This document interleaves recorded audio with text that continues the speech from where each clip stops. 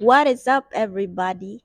So for today's video, maglilinis tayo ng labas ng bahay. Basta sa labas. Ang hirap magtagalog din. No? So, tara, samahan niyo ako.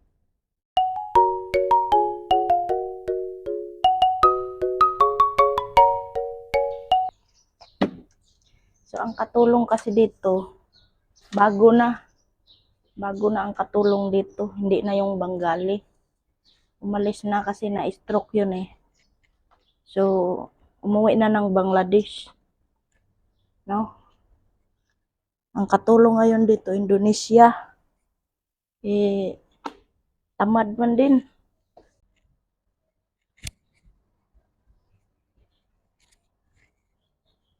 Ang nakatuka talaga sa paglilinis sa labas is yung driver. Yung driver tamad din. Gusto niya lagi yung kain lang ng kain, nahatiran ng pagkain sa kwarto niya. Hindi talaga yun, kahit nung nandito pa yung Bengali na katulong, hindi talaga naglilinis yung driver dito. Pag naglilinis man, kumbaga pulot-pulot lang ng basura, hindi siya nagwawalis. Ang hirap pagka ganito. Ang hirap ng ganito, guys, yung may mga kasama kang mga puro lang pira-pira. Oo. Gusto lang nila yung sahod, hindi nila gusto yung trabaho. Parang ganun ba? Ang hirap. Ako naman tinatrato ko kasing sarili kong bahay ito. Kaya nahirapan ako pag nakikita ko na sobrang dumi ng labas, sobrang dumi ng sala. Nahirapan ako ba para kasing sarili ko ng bahay. Kaya nahirapan ako. Pero kahit hindi ko naman trabaho to, tinatrabaho ko pa rin. Parang ganun. Yan ang nagustuhan din ng amo ko sa akin ba. Kuha muna ako ng brush.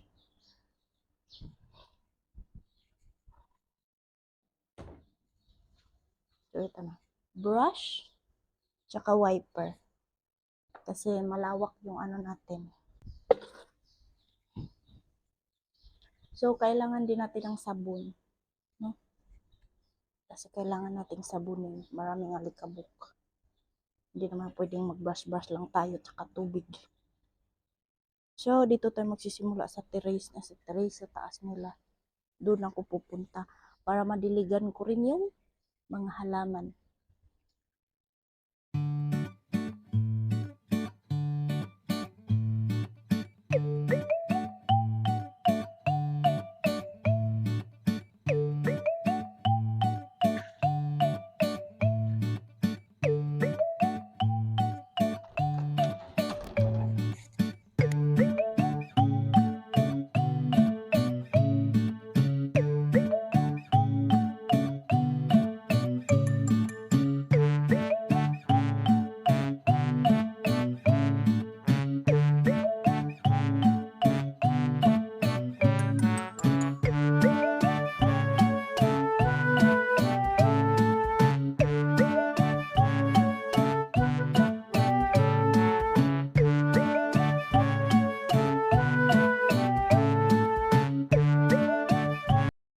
So, hindi naman to araw-araw na nililinis dito. So, kahit mga 2 beses sa isang buwan, okay na yun.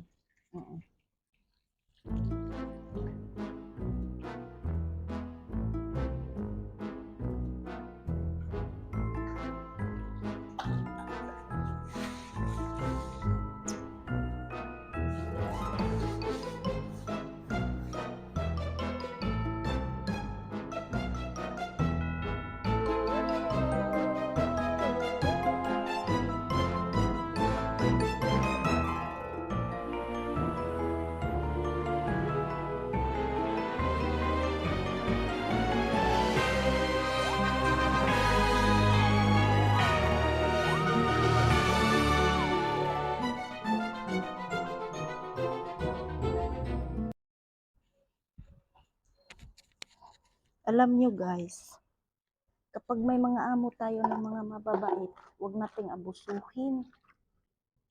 Kasi sayang yung opportunity. Kapag nakita makitaan ka ng hindi maganda, tatamad-tamad ka.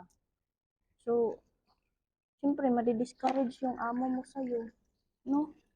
Kung talagang maayos sila sa'yo, mabuti sila sa'yo, tratuhin mo rin ng maayos. Maging maayos ka rin, di ba? Huwag kang tatamad-tamad para magtagal ka sa trabaho mo. Kaya nga tayo tinawag na katulong, di ba?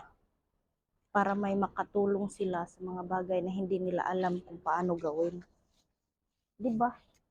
Minsan kasi may mga katulong na abusado. Abusado ba? Hmm?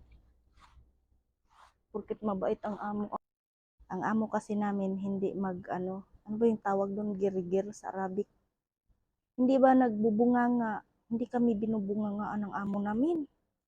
Sobrang bait ng amo namin. Yung mama ni Madam, naku, sobrang bait. Palagi pang nagbibigay ng hadiah. Pati yung driver, nag-abuso na. Hindi pinapagalitan kung hindi naglilinis. Dapat ito, trabaho ito ng driver eh. Yung maglilinis sa labas. Kaso yung driver, tamad din. Kaya anong magagawa natin? Tayo na lang ang hindi pwedeng ganun. Ang sarap nga pagsabihan eh. Ang sarap nga pagsabihan ng aking amo. Kaso hindi naman tayo yung amo. No? Sobrang bait. Ako na lang ang mamblema sa amo ko kasi sobrang bait. Nakakatawa talaga, no? Pag sa trabaho, minsan wala sa amo yung problema. Nasa kasama. Grabe. So, ayun na nga, no? Kakatapos lang nating maglinis. At medyo hagardo na ang lola nyo. Yun.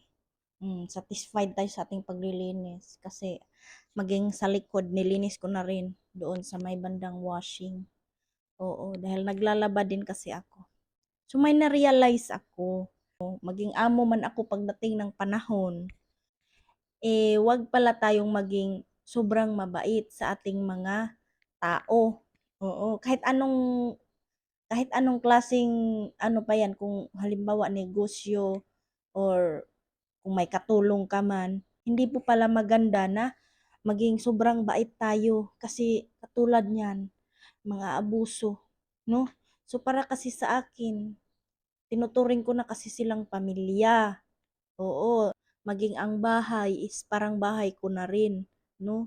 Kung ako ay may bahay na ganito kalaki, tapos makikita ko na sobrang dumi, malaki ang bahay mo tapos sobrang dumi, matutuwa ka ba? So, di ba hindi? Tsaka na-briefing din po kami sa agency namin bago kami pumunta dito. Shout out sa aking agency dyan, kila Ma'am Mel, kina kila Ma'am Raita, no? Na-briefing po kami na pagkarating po natin dito sa ating mga amo at medyo nagtagal-tagal na tayo, no? Kung ano yung ipinakita natin sa una, maging hanggang sa katapusan ng ating kontrata, ganun pa rin. Huwag tayong magbago, no? Kung magsipag-sipagan ka sa una, wag lang sa una. Ipakita mo pa rin yung pagiging maayos mo sa kanila, yung paninilbihan mo. Oo, dahil hindi lang para sa iyo, kundi para sa mga Pinay din na maaaring mag-apply pa-abroad, no? Kasi ang tingin kasi nila sa Pilipino, sa mga Pinay na katulong is malilinis, masisipag, yun ang kanilang expectation. Kaya sa agency pa lang, binibriefing po tayo. Oo, talagang may yan, seminar dyan. Oo, sa OWA, sa office, mga nakakausap mo ng mga ex-abroad.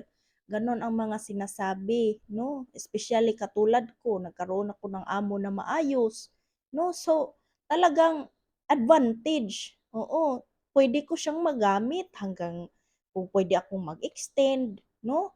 At maaaring magtagal pa, 'di ba? Kasi mabait ang amo. So wag nating abusuhin pagka may mga ganito tayong klase na amo na mabuti. Ipakita natin yung best natin dahil again, hindi lang po ito para sa atin kundi para sa buong Pilipinas. Hindi, para sa buong para sa lahat ng Pinay na mag-a-apply pa. Oo. So, yun lang. Ito lang ay isang paalala na talagang tulad ko na Pilipina, oo, nakatulong. Oo. Kasi ako bata lang ako eh. Pero naglilinis pa rin ako ng kitchen. Naglilinis ako sa labas, sa sala. Nililinis ko yan kapag maraming kalat. Oo. No? So, yun lang, na-realize ko lang na kapag tayo pala ay naging isang amo at may mga tauhan na tayo, wag pala tayong masyadong mabait. Oo, kailangan pala maging stricto eh. No? Kung kailangan natin magbunga nga ng very very light, edi magbunga nga tayo.